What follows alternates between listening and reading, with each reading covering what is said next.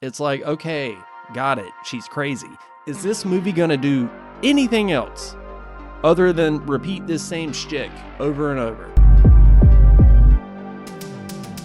Welcome back to the channel. Thanks for tuning in. Today I'm going to talk about Obsession, spoiler free. I'm sure you've already seen the trailer for this movie, so you're familiar with the concept. Our main character, Bear, he's kind of an awkward guy. He's desperately in love with his coworker, Nikki. They work at this music store together. And out of sheer desperation and trying to win her affection, he buys a one-wish willow at this crystal/head shop. Now these are sold as like a novelty gift for $6.99, so he doesn't think it's gonna work, but you know, as a last resort, he snaps it in half, makes a wish, and the wish comes true. Nikki falls madly in love with Bear seemingly instantly, and from there her behavior just becomes more and more bizarre. Okay, interesting premise, it's cute, but is it full-length feature film cute? I say no. I have a lot of problems with this movie. I am kind of scratching my head at the praise that this movie is getting from critics and fans alike. It's shaping up to be another Weapons or The Monkey, where all this love and attention is being thrown at this movie, and I'm just going, what the hell, did we watch the same movie? I will give you my honest thoughts, and of course I'm going to keep it spoiler free. I feel like I'm going to be in the minority on this one. I'm going to be Steven Glansberg eating my pudding in the cafeteria alone. Yeah, I just don't see a whole lot to this movie. 30 minutes into it, I was like, okay, I accept this kind of crazy premise. It's acted well enough. It looks okay. It's a little beige and muted for my taste, almost a little boring aesthetically, but I get what he's going for, almost like a Fincher style soft lighting thing going on. But yeah, about 30 minutes into this, I was thinking to myself, okay, I'm kind of becoming bored with the psychotic girlfriend shtick. No, don't say that! I thought we were having a nice day! It's been done to death. It's basically Smile, but it's a psychotic girlfriend. Maybe that will interest a lot of people, but for me, I found a lot of it downright cringy and grating on the nerves after a while. Audibly, this movie was so hard to sit through. Don't say that! I thought we were having a nice day! I love you. I love you. I love you. I mean, you look at movies like The Monkey, where it's just loud chaos and blood on the screen and people lose their minds over it because they're like, hey, this is horror, right? Or the same thing could be said with Weapons for the most part. It's just a bunch of chaos that sort of doesn't make any sense. Whatever this subsection of horror is, I'm not a fan. With this, it is as surface level as it gets. Guy makes a wish, girl goes crazy, the end. I wish I were being hyperbolic by saying that, but from my perspective, that's all there is to this movie.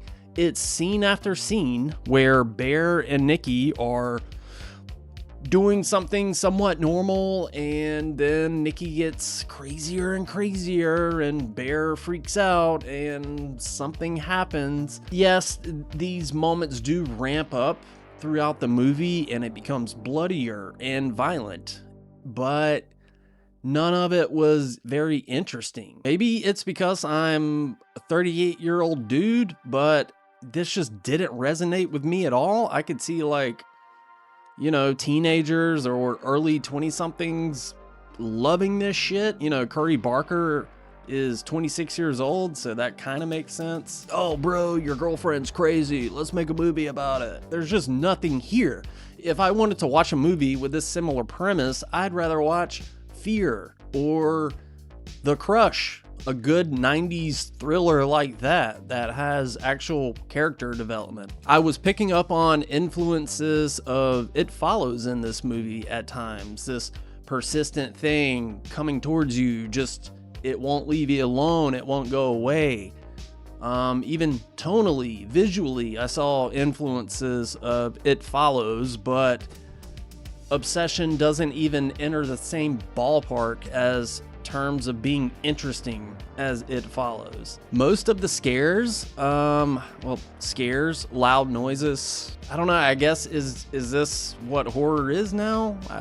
I don't know. Certain parts of this movie just feel downright kind of mean-spirited or tone-deaf at times. For example, there's a running gag or scare, I don't know what you want to call it, with a dead cat. Like early on in the movie, Bear's cat is found dead. Instead of just letting the animal rest in peace, it kind of becomes a part of the story several times throughout the movie. It's a little, isn't this shocking, bro? That's not to say that there are no positives of this movie. I mean, for what these actors are given to work with, it's acted well enough. I mean, if you want to go for like crazy girlfriend performances, like, yeah, this is up there, but it kind of gets to the point where it's just cringy, and you could practically see Currybarker thinking like, what's the craziest thing we could have her do in this scenario right now? And it just gets very old after a while.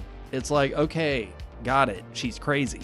Is this movie gonna do anything else other than repeat this same shtick over and over and throw more blood at the screen and like more loud noises and bangs and screaming? And aren't you shocked by all of this? No, not really. I'm kind of just ready for this movie to be over.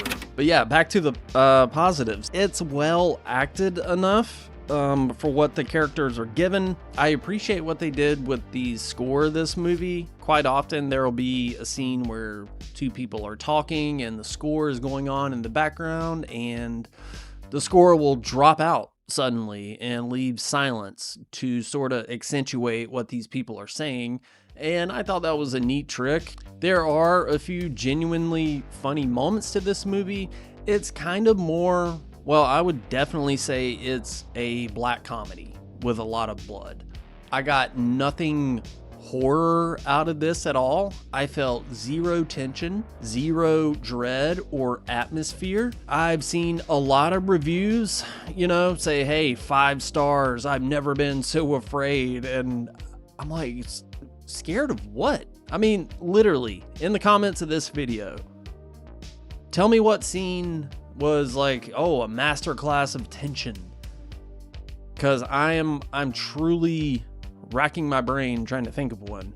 And not to compare this too much to Hokum. I mean, I know it just came out and these are very different movies. Hokum had some truly tense and dreadful moments crafted beautifully by Damian McCarthy. When you look at Obsession, it's just so surface level beyond this shock factor of look at what this crazy girlfriend is doing. That's all this movie has to offer, in my opinion. Maybe I'm missing something, but I can already tell that this is going to be the movie where, movie of the year, performance of the year, and I'm going, what? This is just my opinion. We don't have to agree, but I'm always open to a good discussion. Maybe I will rewatch this movie at some point.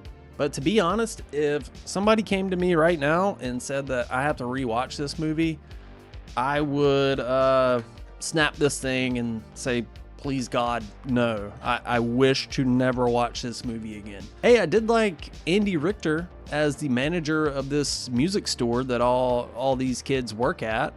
I thought he was funny, and I was like, hey, let's make this movie about him. Just the little bit of screen time he's had, he's way more interesting than any of these people. Oh, and that's another thing. None of these people are likable. Especially not our main character, Bear. Like, he's kind of pathetic in a lot of ways. Like, he has no backbone. He doesn't make any decisions where you can like truly root for this guy and you want him to win. I was so unaffected by this character.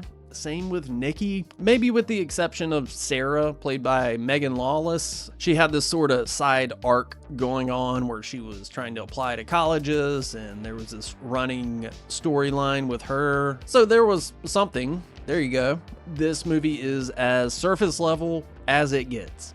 I do not get it. For Obsession, out of 5 stars, I'm sitting on 2 stars. Who knows, maybe that will change in the future. If it does, it'll likely drop a star, because on rewatch, I can't imagine sitting through this movie. At least on the first time, I was anticipating, okay, there's going to be a twist or something to keep my attention and engage me with this story, but nope, it just stayed the same. It's a fun story with the gimmick and everything, but this should have been a 30-minute anthology or another short film. And apparently Currybarker has been given reins to the Texas Chainsaw Massacre franchise, which at this point doesn't mean a whole lot, but man, if there were ever a time to like revitalize that franchise, I guess this would be the time to do it. But based on this movie, the writing is just not there. The vision is just not there. Maybe he has something else up his sleeve, but in my opinion, Obsession is a one-trick pony. That's going to do it for this review. If you're still watching and you love this movie, that's great. Sorry. I don't know what else to say. I can only give my opinions and be honest about these things. Subscribe to the channel. Comment down below. What am I missing with Obsession? That is going to do it for this review. I will catch you on the next one.